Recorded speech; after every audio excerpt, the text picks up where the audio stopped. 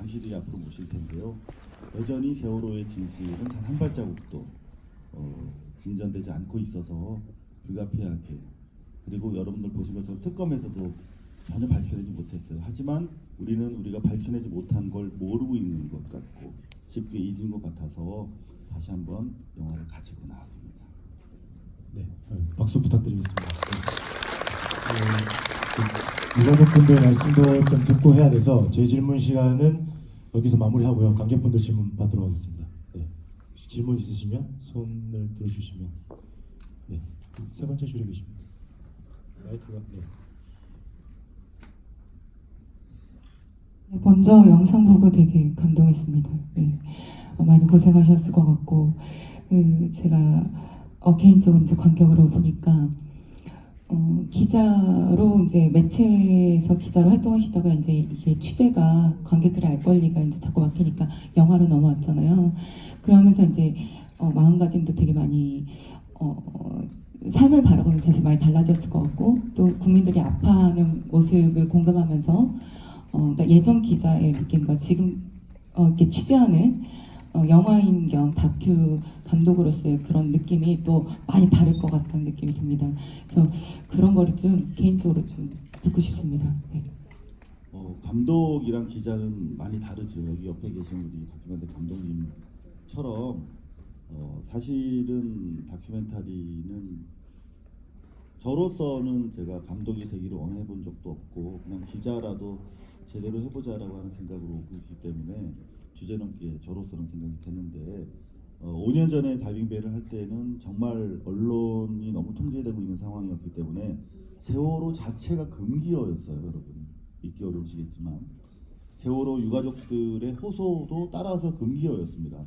그러니까 우리가 도처에 언론 미디어가 깔려 있는데 세월호가 실종된 상황이었기 때문에 불가피하게 제가 기자에서 감독으로 차출, 강제 징집을 사실 당해서 시작을 했는데요. 그러면서 알게 된 것이 이제 기자보다 감독은 또 다른, 이를테면 기자는 기사를 쓰고 이렇게 사실 다른 기사로 바로 빨리 옮겨가기 때문에 휘발성이 상당히 커요. 그런데 이 한 주제를 가지고 오랫동안 천착을 할 수 있고 나아가서 기자와 달리 기자는 이렇게 자기 어젯밤 제 뉴스데스크 보도한 이상호 기자입니다. 질문해 주세요. 이런 거 안 하잖아요. 근데 감독은 이 기자와 같이 이 영화와 같이 계속 현장에서 관객분들 만나고 싸울 수가 있다.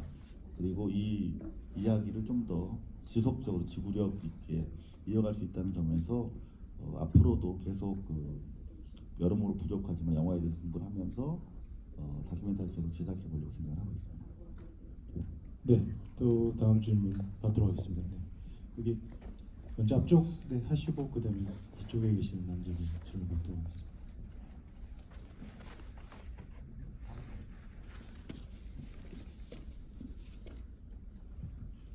안녕하세요. 5년 전 다이빙벨도 되게 잘 봤습니다. 근데 오늘 것도 저희들이 다 아는 내용이었지만 어쨌든 지금 세월호에 관한 얘기는 아직까지도 끝나지 않은 얘기인데 사실은 아직까지 진실 규명은 전혀 안 되어 있는 사실이잖아요. 그러면 지금 오늘 이 영화가 만들어졌고 또 저희들한테 선보여졌고 앞으로 또 계속 상영이 될 테고, 그러면 김 기자님은 앞으로 이제 어떻게 이 영화 다음에 진실 규명까지 계속 조사를 하실 건지 어떻게 하실 건지 그것도 되게 궁금하고요. 저는 어제 서초동에서 큰 집회가 있습니다. 뭐 숫자를 구태여 거기다가 대입하는 건 의미 없을 것 같아요. 이미 충분히 확인된 민의고, 그 이틀 전인가요? 광화문에서 또 집회가 있었어요. 이거 큰 집회, 뭐 동원 여부를 떠나서 열렸는데요.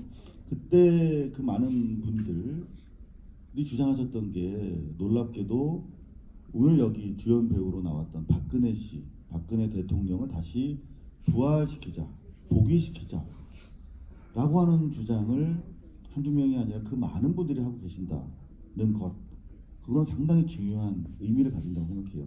그분들이 그렇게 여전히 많이 정당과 기득권 언론들 그리고 교회 여러 재벌 단체들을 통해서 여전히 박근혜 대통령의 정당성을 주장하면서 복귀, 부활을 요구하는 한 세월호 진실을 위한 최소한의 필요한 조건은 형성되지 않을 거라고 저는 생각을 합니다. 우리 세월호 진실을 요구하는 양심적인 사람들의 노력도 필요하지만 그거를 반대하는 사람들에 대해서도 우리가 그런 주장이 이런 진실 찾기를 막을 수 없도록 하는 부분에 있어서 상당히 중요하다고 생각을 해서 사실 이 영화는 여러분들 이미 소송이 예고가 돼 있는 영화입니다. 제가 소송을 좀 즐기는 사람이기 때문에 지금 136번째 소송을 진행하고 있어요. 현재 진행 중인 조사받고 있는 것도 한 10개 가까이 되고 제가 너무 바빠서 좀 미뤄놓으려다가 지금 최순실 씨나 박근혜 씨가 소송을 시작하기 시작했어요. 옥중에서.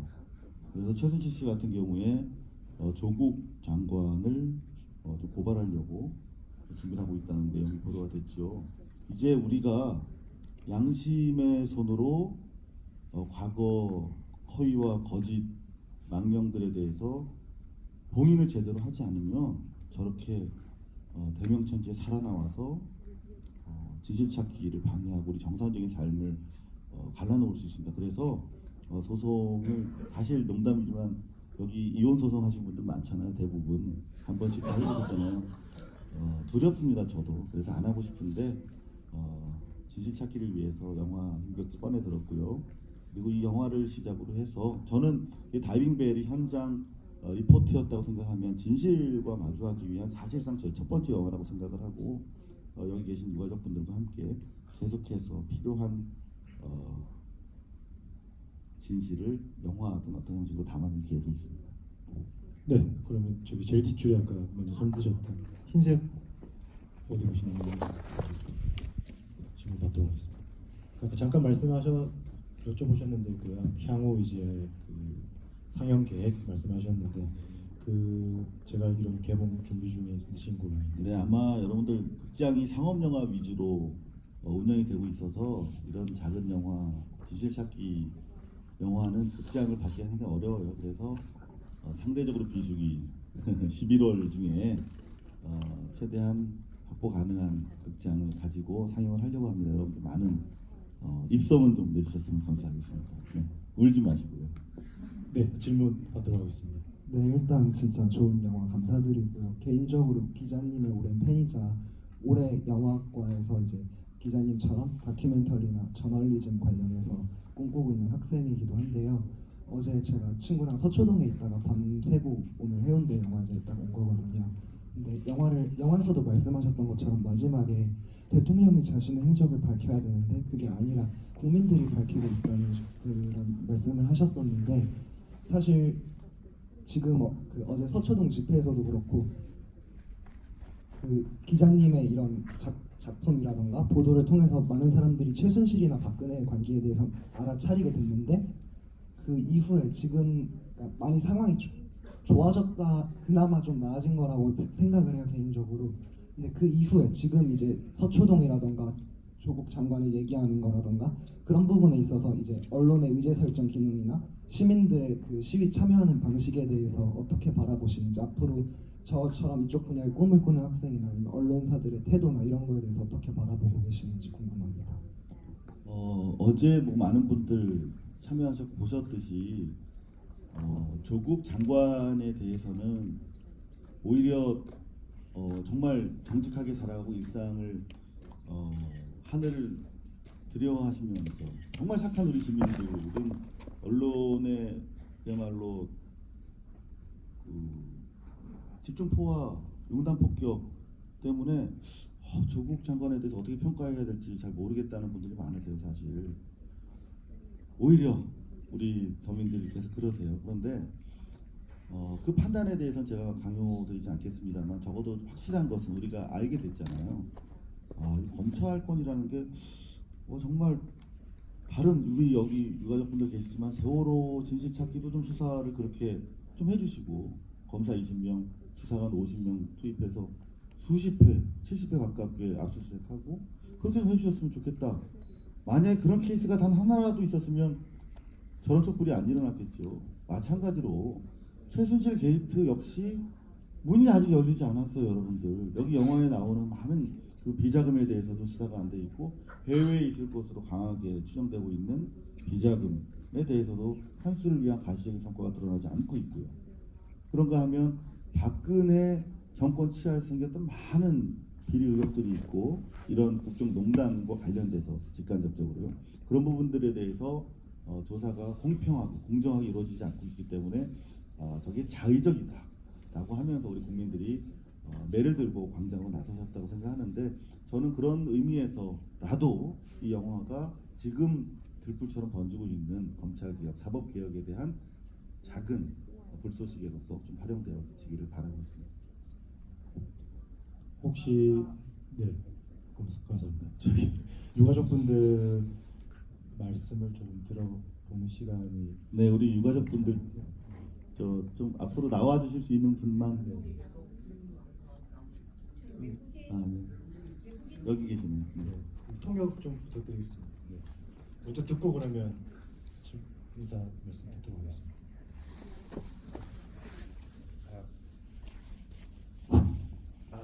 So, Botox injections are one of the most common cosmetic procedures, at least in the country. But the film, or the English translation for the film, referred to it as an illegal procedure.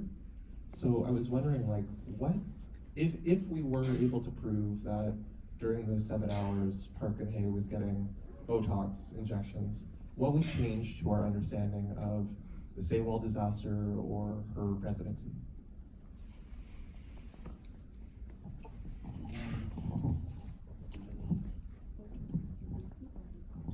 In the translation, it said illegal surgery.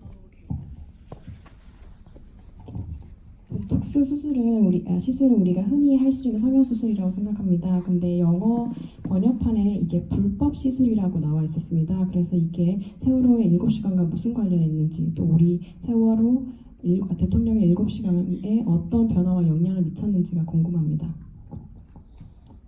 좋은 질문 감사드리고요. 사실 저는 이 영화를 만들어야겠다고 생각한 게 두 가지 이유가 있어요. 말씀드리자면 첫 번째는 우리 당시의 뉴스를 많이 열심히 찾아보지 않은 우리 1, 20대 젊은 층은 잘 모르시는 경우가 많이 있다는 거고요.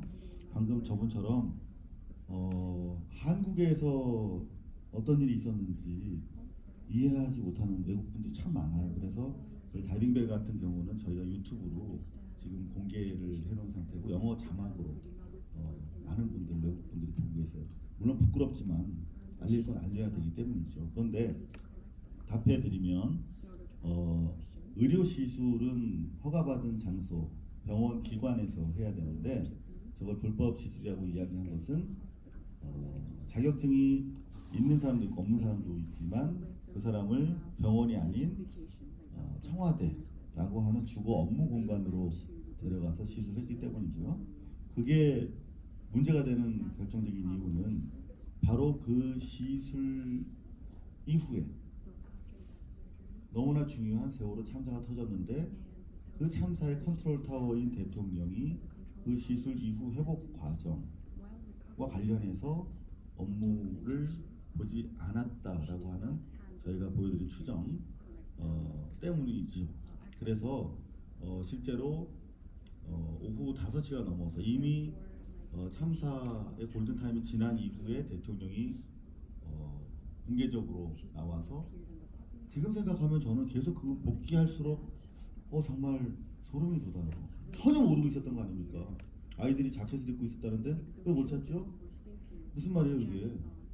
배가 침몰했는지 여부도 모르고 배 안에 갇혀있는지 아니면 밖에 떠있는지 어떤 상황인지 두 줄만 얘기해줘도 누가 오는 버스 차 안에서라도 그래도 저런 얘기를 하지 않을 텐데 얼마나 우리가 무지한 시대 그리고 국민이 중요하지 않은 야만의 시대에 거쳐왔는가를 생각하게 하는 말입니다. 그래서 저 불법 시술이 중요한 의미를 영화 속에 담고 있습니다.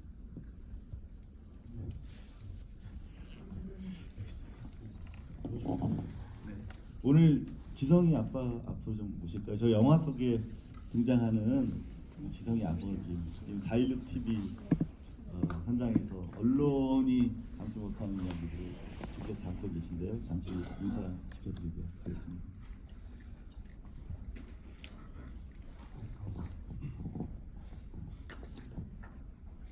예, 드디어 영화에 나오게 됐군요. 영화 배우 지성이 아빠입니다.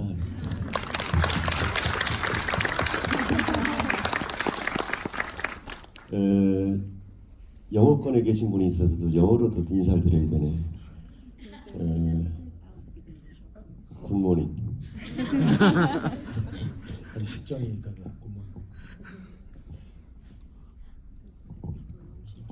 굿모닝. 시간이 얼마나 되죠? 다 드리겠습니다. 10분 하셔야 됩니다. 처음 보셨죠 영화? 네, 이렇게 내용은 이렇게 뭐 여기저기 뒤져서 근데 영화 영상은 처음 봤습니다. 여기 계신 분들하고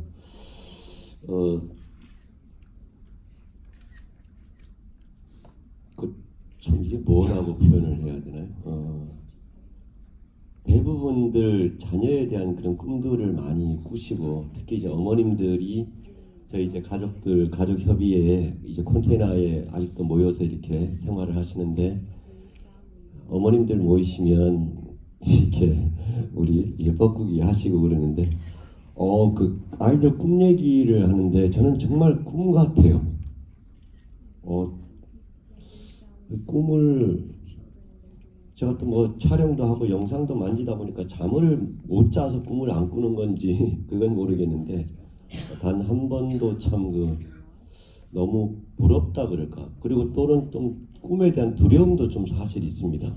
얘가 만약에 다른 어머님들처럼 나한테 다가왔을 때 내가 꿈에서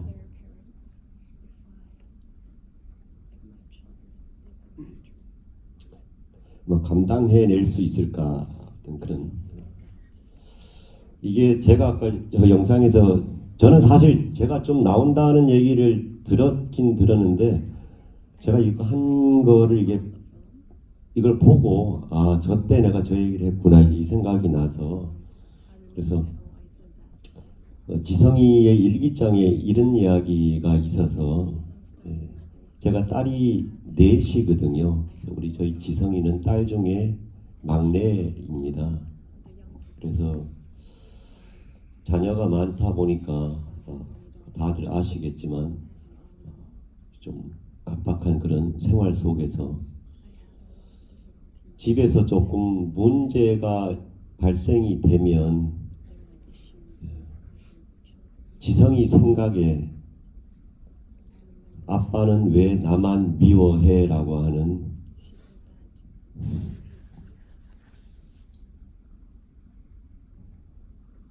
그 일기장을 지금도 가지고 있습니다. 제가 진실규명을 위해서 달려가는 힘의 원천이기도 합니다. 왜 나만 미워했냐고 하는 그 숙제를 또 아버지로서 또 풀어야 되니까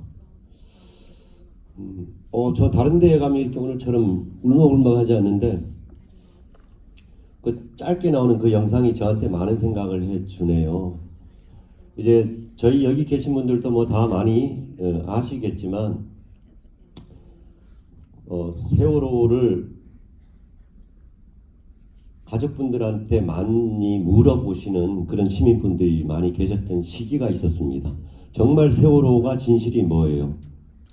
저희 가족들한테 세월호가 정말 왜 침몰했어요? 저는 그 이유를 알지요.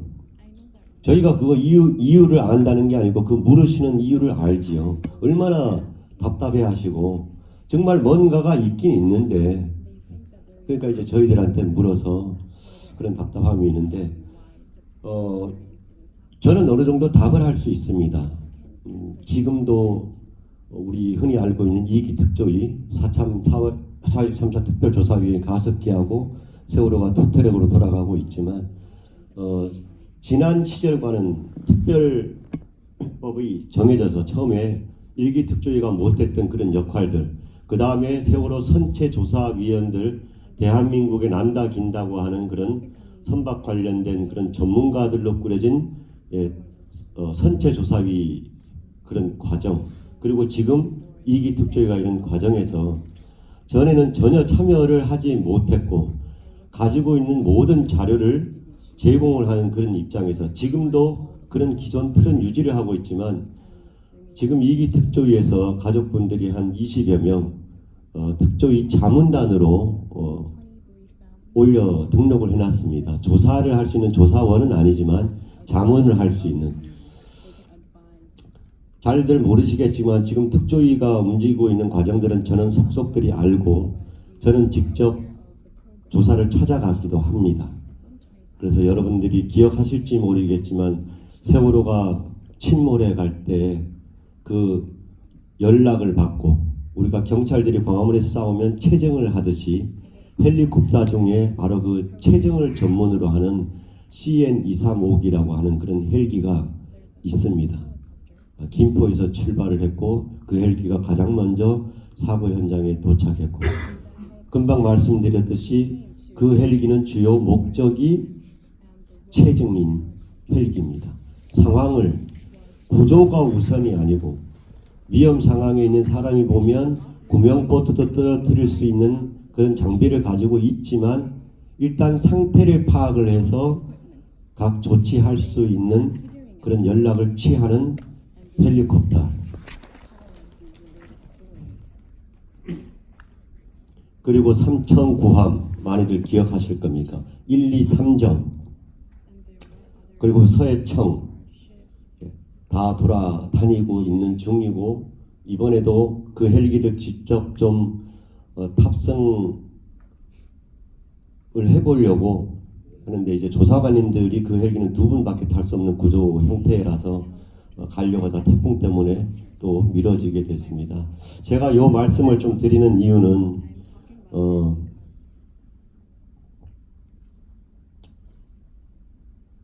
세월호와 관련된 정부 기관, 특별히 해수부, 해경,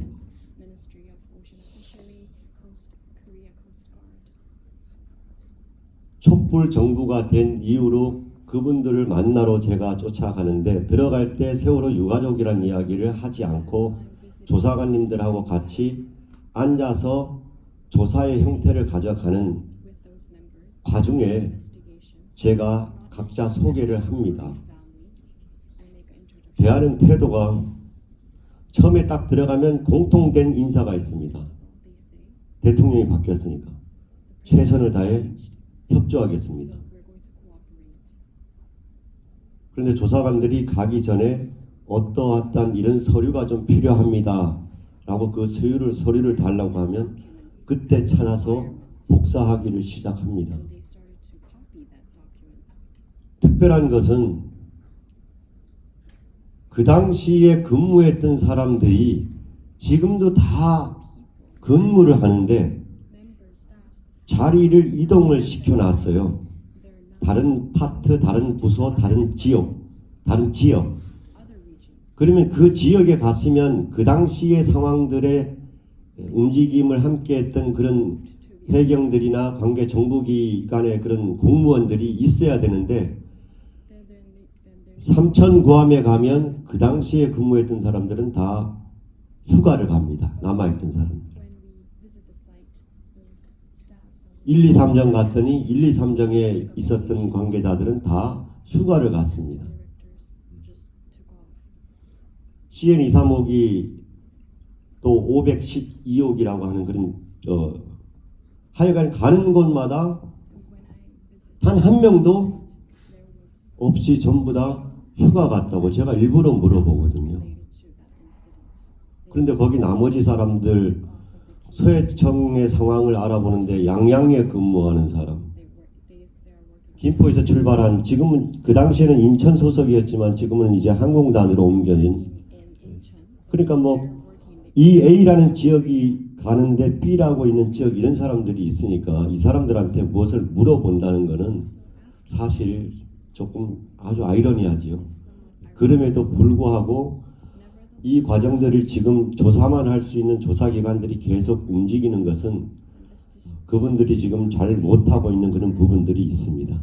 지금 자리를 바꿔놓고 희한하게도 한 명도 그만두질 않고 다 승진을 했는데 조사관들이 가는 곳마다 그날에 함께했던 사람들은 다 휴가를 갔지만 지금 남아있는 다른 곳에 지역했던 그 사람들의 증언이 본인들의 올가미를 죄고 있는 걸 사실은 잘 못 느끼고 있어요. 그분들은.